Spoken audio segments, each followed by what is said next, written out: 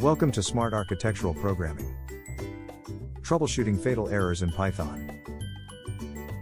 Welcome to another video on Smart Architectural Programming. My name is Mohammed and coding alongside me is George. And today we'll be going over how to troubleshoot fatal errors in Python. I'll let you take it, Mohammed.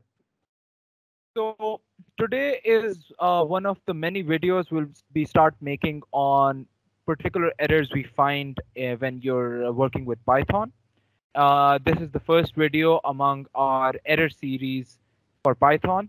So we'll just jump right into it. It will be a short video so that hopefully we can explain an error that most people see commonly and try to look up solutions for. So this error in question is the Python fatal error that you see on your console that mentions that python.h is not found. When they say this specific statement, it means your Python header files are not the compiler is unable to find those header files, and that is an important issue because it indicates that the C or C++ compiler is not able to find the header files, which is crucial for compiling the C or C++ code that interacts with Python in question. The header file itself contains declarations, definitions that are necessary for embedding or extending Python with C or C++ code.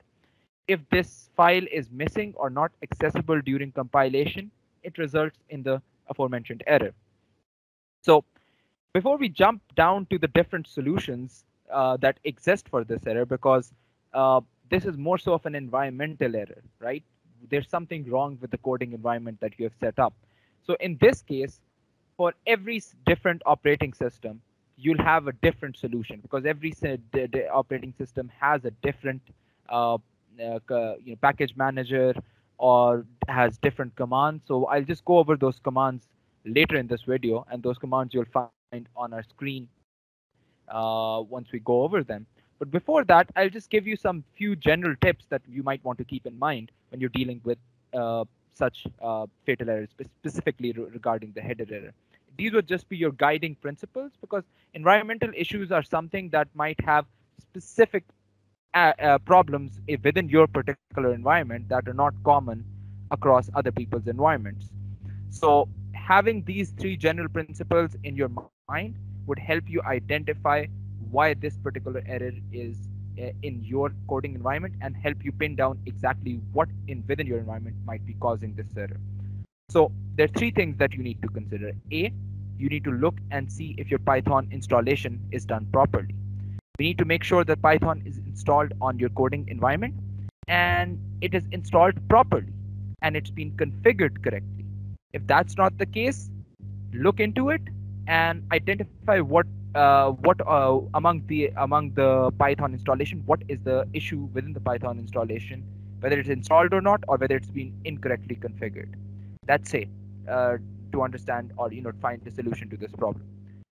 B is to make sure you check your compiler. Make sure you have a suitable C or C++ compiler installed on your system. On Linux, GCC compiler is the most commonly used compiler. You can find more information about these compilers specific to your system on the internet, but this is the second thing you might want to check. And C, you need to verify your environment variables. You need to ensure that the paths and the environment variables related to Python are correctly set, especially when working in a virtual environment. Because this is one of the most common issues when people face this error, is that when you're working with virtual environments, you forget to configure them properly.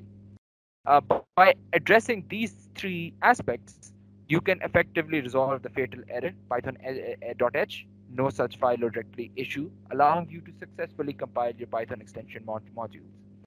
Now that we have gone over the three guiding principles to hone down on this problem within your coding environments, we'll just go over the different commands that might come in handy for you if you're dealing with this problem within your specific operating system.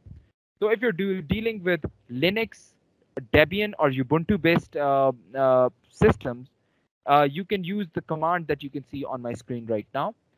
We have a command sudo apt-get update. Now sudo is generally speaking, a command word for most Debian Linux or Ubuntu-based systems. So you do probably just need to remember that's necessary to feed in operating system-based commands to your within Linux or Ubuntu or Debian. apt-get is the package manager within the Linux, Debian, and Ubuntu environment, which helps you identify and find packages to install within your coding environment. And update is the command that you want to give to the package manager, right? So in this case, sudo apt-get update update and make sure all your all the softwares within your coding environment are up to date and installed to their latest versions. And below you'll see install Python 3 dev, right? So that's the more specific command for this issue.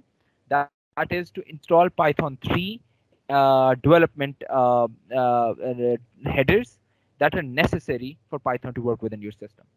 So once that's out of the way, more than likely this problem would go away, unless you have some very specific environment or coding environment-based issues with your own environment. For that, use the 3 guiding principles right at the start to hone down on that exact specific problem that you're facing.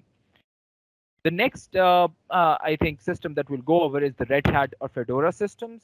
And in this case, if you look immediately, you'll find that Python 3 Devil, right?